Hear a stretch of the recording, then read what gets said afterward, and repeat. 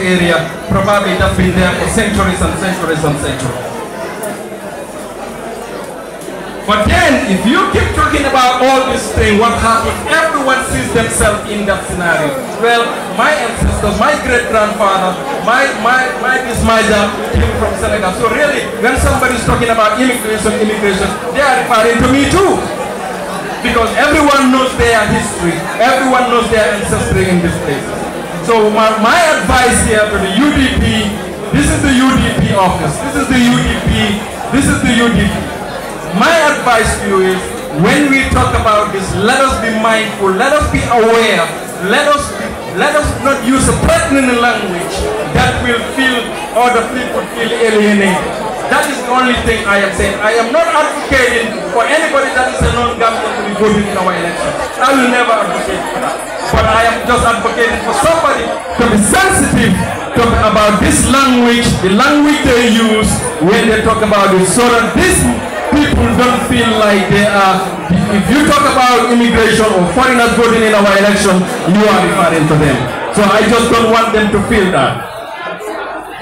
And the last point I want to make, and that is when it comes to this registration, because it keeps me awake at night, because I think it is one of the reasons why we couldn't perform well in these minority communities.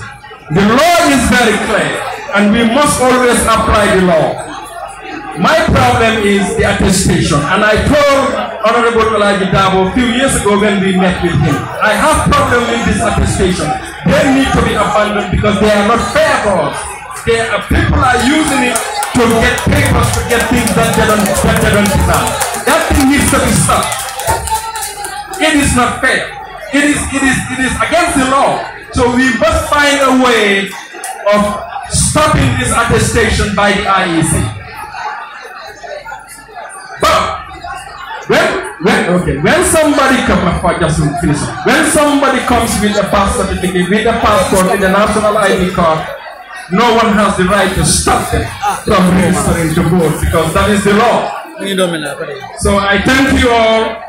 I am proud, and I know for a fact, if the diaspora was voting, UDP is going to win with a landslide. Look at this.